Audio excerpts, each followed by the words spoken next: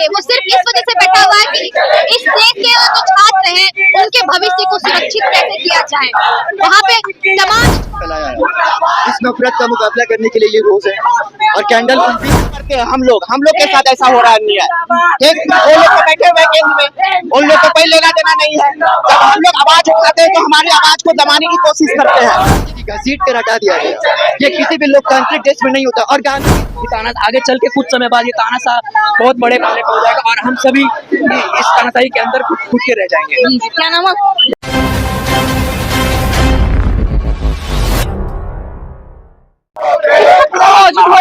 चौक पे आप देख सकते हैं यहाँ पे जो स्टूडेंट यहाँ पे मौजूद है, जिस तरह से नारेबाजी करा रहे हैं। आपको बता दिए जिस तरह से पेपर लीक हुआ है भारत में, छात्रों में काफी ज्यादा लगातार छात्र प्रदर्शन करते हुए नजर आ रहे हैं। आप देख सकते हैं यहाँ पे भी स्टूडेंट काफी ज्यादा यहाँ पे देख सकते हैं आक्रोश है, गुस्से में है और लगातार यहाँ पे नारेबाजी चल रही है। और यहाँ पे एजुकेशन मिनिस्टर के रिजाइन चाहते हैं। हम सीधा छात्र से ही जुड़ेंगे, बात करेंगे जिस प्रकार से वो लोग लगातार प्रदर्शन करे, आखिरकार क्या वजह रही है। लगातार छात्रों में आक्रोश देखने को मिल रहा है, नारेबाजी कर रहे हैं। क्या कुछ कहेंगे? दोबारा एग्जाम भी ले गया, उसके बाद भी नारेबाजी देखी जा रही है। बिल्कुल दोबारा एग्जाम लेना कोई सोल्यूशन नहीं है। हालांकि इस पे धर्मेंद्र प्रधान जो हमारे शिक्षा मंत्री है, उनको आँख खोलकर कान खोलकर सुनना चाहिए कि छात्रों की क्या समस्याएं अभी भी चल रही है। जिस तरीके से नीट का पेपर लीक हो जाता है, 22 छात्रों ने सुसाइड कर लिया, इसको हम लोग इंस्टीट्यूशनल मर्डर समझते हैं। क्योंकि इंस्टीट्यूशन ये जो 22 छात्र जो मरे हैं वो सिर्फ धर्मेंद्र प्रधान की लापरवाही से मरे। नीट का पेपर लीक नहीं होता तो आज जो 22 छात्र हमारे साथ रहते वो डॉक्टर बन गए होते। लेकिन ये सरकार, जब से ये सरकार निकम्मी सरकार आई है, तब से ये लगातार पेपर लीक कराए जा रहे हैं। सिर्फ नीट के पेपर लीक का सवाल नहीं, ये पेपर लीक सारे नीट से लेकर सीबीएसई, सीयूईटी, नेट, यूजीसी सारे अभी बिहार में पेपर लीक हो गया, अभी झारखंड में जेपीएससी में धान नहीं चल रहा है। तो इन सारी जिम्मेदारी केंद्र सरकार और राज्य सरकार की है कि आप शिक्षा पे ध्यान नहीं दे रहे हैं। और जो शिक्षा पे ध्यान भी दे रहे हैं उनको आप जबरन उठा ले रहे हैं और आप ऐसे किडनैप कर रहे हैं कि जैसे वो कोई अपराधी हो। आप देखिए कि किस तरीके से सोनम वांगचुक को उठा लिया गया है। और बात करें आप वहाँ पे सोनम जी यहाँ पे प्रदर्शन में बैठे हुए कैसे दिखते हैं? क्या वो लोग उनके समर्थन में है? किस तरह से? बिल्कुल हम लोग उनके समर्थन में है। जो व्यक्ति 60 साल का व्यक्ति जो आज 22वें दिन से भूख हड़ताल पे बैठा हुआ है, बिना किसी वजह से, वो सिर्फ इस वजह से बैठा हुआ है कि इस देश के जो छात्र हैं उनके भविष्य को सुरक्षित कैसे किया जाए। वहाँ पे तमाम जो छात्र भी, आयशा के जो छात्र भी है, नेहा है, आमीन है, मनीष, वो भी भूख हड़ताल पर, आज उनका 22वां दिन है और प्रोटेस्ट का 29वां दिन है। लगातार ये पढ़ रहे, वो किस लिए पढ़ रहे? वो अपने लिए नहीं, दूसरों हमारे जैसे छात्रों के लिए लड़ रहे हैं। वो उन छात्रों के लिए लड़ रहे हैं, उन माँ के लिए लड़ रहे हैं जो अपने बच्चों को इस पेपर लीक की सरकार में खो चुके हैं। जी, तो क्या चाहते हैं आप लोग आगे? क्या करें? हम लोग आगे चाहते हैं कि धर्मेंद्र प्रधान आप हमारी बात को सुनिए और इस्तीफा दें। जी, आप देख सकते हैं ये जो नारेबाजी हो रही है कोई आम नारेबाजी नहीं है। बात करते हैं और भी क्या कहोगे? आज प्रदर्शन में बैठे क्या नई सवाल सुनाई दिया मैम, क्या कहेंगे आप? जिस तरह से प्रदर्शन में बैठे लगातार आवाज उठा रहे, क्या कहेंगे? कैसे देखते हैं? सबसे पहले बहुत एसेंशियल है कि एजुकेशनल सिस्टम को समझना। नीट बस टिप ऑफ द आइसबर्ग है, बट इसमें हर जगह प्रॉब्लम्स है। जहाँ तक हम लोग अभी रांची में है, तो रांची यूनिवर्सिटी और रांची यूनिवर्सिटी के छात्रों को भी बहुत दिक्कत हो रही है। तो ये हम एक मूवमेंट की तरह देख रहे हैं, स्टूडेंट रेवोल्यूशन इन एजुकेशन में। अगर बात करें एजुकेशन को, तो क्या लगता है झारखंड की अगर बात करें स्पेशली, तो यहाँ का एजुकेशन सिस्टम कैसा है? झारखंड की एजुकेशन सिस्टम की बात करें तो कैसा है? देखिए, हमारे पास जो भी अपनी तक की रांची यूनिवर्सिटी में ऑटोनॉमस कॉलेजेस है, उनमें फॉल्ट्स है। जहाँ पर इंफ्रास्ट्रक्चर है वहाँ स्टूडेंट्स को एक्सेस नहीं है। जहाँ टीचर्स की जरूरत है वहाँ कम टीचर्स है। कॉलेजेस ऐसे है कि अभी के टाइम पर लाइब्रेरी में एसी लगाते बट बच्चों को यूज करने नहीं देते। एक पूरा डिपार्टमेंट में सिर्फ 2 ही टीचर्स है। इस तरीके की हालत है। तो हम लोग चाहेंगे कि एक हायर एजुकेशन में रिफॉर्म आए। बैनर लेके आप खड़े हैं, आखिरकार बैनर लेके खड़े रहने का क्या होगा? मैम बैनर लेके खड़े रहने का ये मतलब कि एक तरह से हम लोग का फीलिंग्स तो हमारे क्या मतलब कि कोई और साथ में मैम यहाँ पर पता है यहाँ पर स्टूडेंट्स का नहीं है, पर ईयर इंडिया में लगभग 13,000 स्टूडेंट से ज्यादा लगभग सुसाइड करते हैं। और मैम ये पूरा का पूरा एजुकेशन सिस्टम का प्रॉब्लम है, तो इसका एजुकेशन सिस्टम को चेंज करना पड़ेगा। उसके लिए अच्छे से अच्छे रूल्स लाने पड़ेंगे और ऐसे चुप्पी साथ नहीं पड़ेगी। लगातार आप लोग प्रदर्शन करेंगे, प्रदर्शन से क्या लग रहा है, कोई हल निकल पा रहा है? मैम कल हमारे दर्शन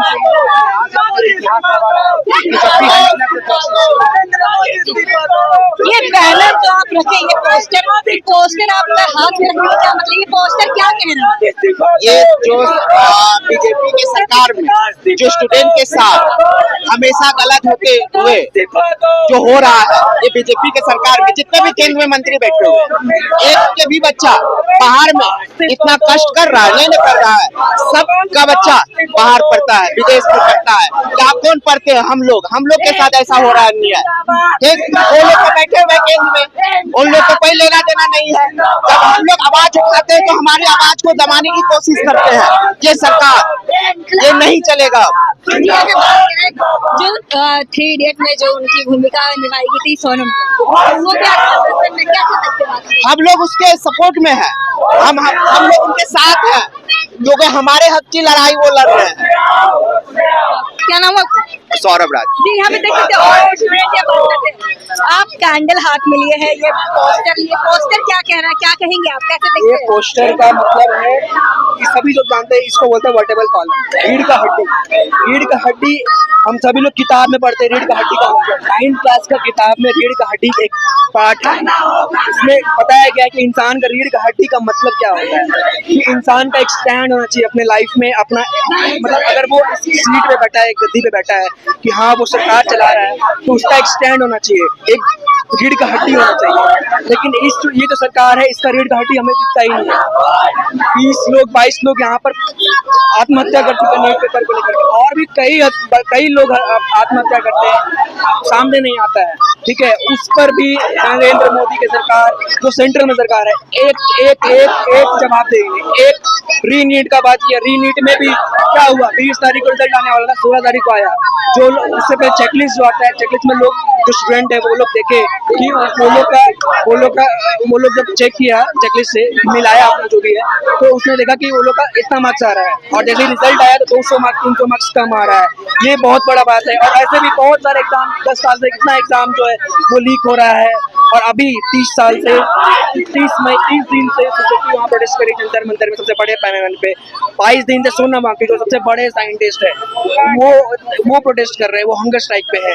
फिर भी उनको कल सुबह उनको उठा लिया गया फोर्सफुली, अचानक से कोई इसका सुनवाई नहीं। इतना प्रोटेस्ट है, देश के इतना बड़ा साइंटिस्ट जो पूरा दुनिया भर में इतना बड़ा अपना इनोवेशन से जाना जाता है, वो उनको इस तरीके से उठा लेना, वो अपना हंगर स्ट्राइक कर रहे हैं, फिर भी उनको उनका बात उनको कोई सुनवाई नहीं।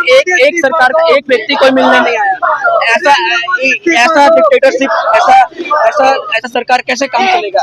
सरकार ऐसा अगर होगा तो इससे हम क्या समझेंगे? इससे जो आगे जो पीढ़ी है, या मेरे माता पिता के बच्चे, या और भी जो बच्चे या मेरे बच्चे आगे जाएंगे, तो वो जब हमसे पूछेंगे कि आपने इस जब ये प्रोटेस्ट चल रहा था, जब इतना बड़ा, जब लोग इसके विरोध में जब काम कर रहे थे, तो आप कहाँ थे? पूछेंगे ना। तो मैं कहूँगा कि मैं इसके विरोध में था, और अगर कल प्रोटेस्ट में अगर इसे कोई सुनाई नहीं होता तो हम जरूर कोशिश करेंगे, जितने लोग हैं और सभी लोग को जुटा करके हम लोग भी जंतर मंतर जाएंगे और प्रोटेस्ट करेंगे। तो क्या चाहते हैं आप लोग? कैंडल लिए हैं, कैंडल मार्च आप कैंडल हम लोग इसलिए लिए हैं, कैंडल हम लोग वो जो 20 यूथ जो अपना आत्महत्या किए इस घटना के कारण, इस प्रॉब्लम के कारण, उनके समर्थन, उनको श्रद्धांजलि देने के लिए, ट्रिब्यूट देने के लिए हम लोग एक कैंडल उनके तस्वीर के सामने उनको जलाएंगे, उनको ट्रिब्यूट देंगे। आप क्या चाहते हैं एजुकेशन मिनिस्टर मस्ट रिजाइन। जो सभी लोग जो मांग रहे हैं वो रिजाइन होना चाहिए, ठीक है।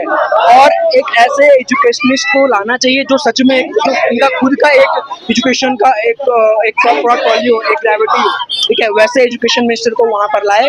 और अगर वो नहीं कर पा रहे हैं तो आप देश नहीं चला पा रहे हैं, आप यहाँ के लोगों का बात नहीं मान पा रहे हैं, तो आप सरकार ही रिजाइन देती है। नया फिर से नया वोट होगा, फिर से सब कुछ होगा। और एक चीज और, हम सभी लोग किताब में पढ़ते हैं, 6 क्लास 5 क्लास की किताब में पढ़ते हैं कि we the people of India and people govern, people लोग चुनते हैं, लोगों का सरकार है। लेकिन यहाँ पर ये तब तो इसी देश के लोग हैं ना, इसी देश के लोग, और वहाँ जो सैकड़ों लोग वहाँ जंतर मंतर पे हैं, वो तो देश के ही लोग हैं। तो देश का जब सरकार है तो देश का बात क्यों नहीं सुना जा रहा है?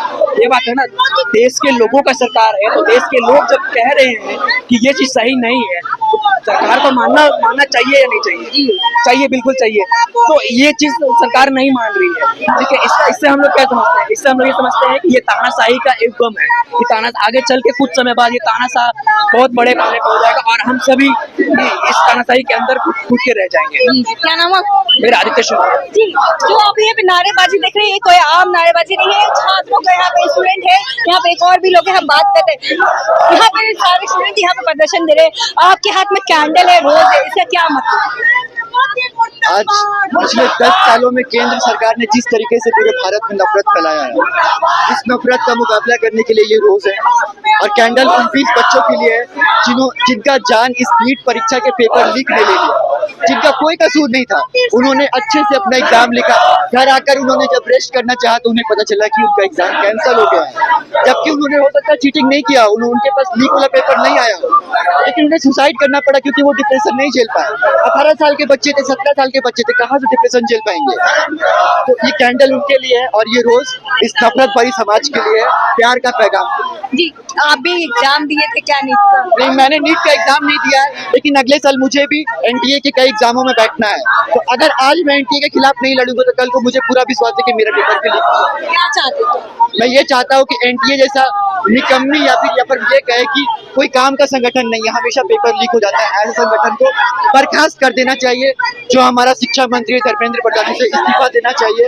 उन्हें इस्तीफा इसलिए देना चाहिए क्योंकि 20 बच्चों की जान गई है। और तीसरा, सोनम वांगचुक के साथ कल जो हुआ है वो इस देश में नहीं होना चाहिए। उन्होंने शांतिपूर्ण प्रोटेस्ट करने के लिए जंतर मंतर में बैठे थे वो, पर उन्हें वहां से जबरदस्ती घसीट कर हटा दिया गया। ये किसी भी लोकतांत्रिक देश में नहीं होता, और गांधी के देश में ये कैसे हो सकता है? ये गांधी का देश है, गांधी की सफेद धोती से इस देश की पहचान होती है, और तुमने उसी सफेद कपड़े में ढककर सोनम वांगचुक को वहां से ले गए। ये सरकार की ये निहत्ती हरकत उन्होंने अपने पैरों पे कुल्हाड़ी मारी है, और इसका नतीजा हो सकता है उन्हें कल दिल्ली पर हो रही प्रोटेस्ट में देखने को मिले। क्या नाम है? मेरा नाम मयंक है। जी, जैसा कि आपने देखा और सुना किस प्रकार से स्टूडेंट में आक्रोश देखने को मिल रहा है। ये जो आप नारेबाजी देख रहे हैं, आज वो चाहते हैं कि एजुकेशन मिनिस्टर को रिजाइन देने की बात कर रहे हैं। साथ ही आपको बता दें कि जो 3 इडियट में उनकी भूमिका निभाई गई थी सोनम वांगचुक, उनको जिस तरह से जंतर मंतर से हटाया गया, उसके में आक्रोश है। वो आज स्टूडेंट के पक्ष में वो फाइट कर रहे थे तो वो हटाया गया।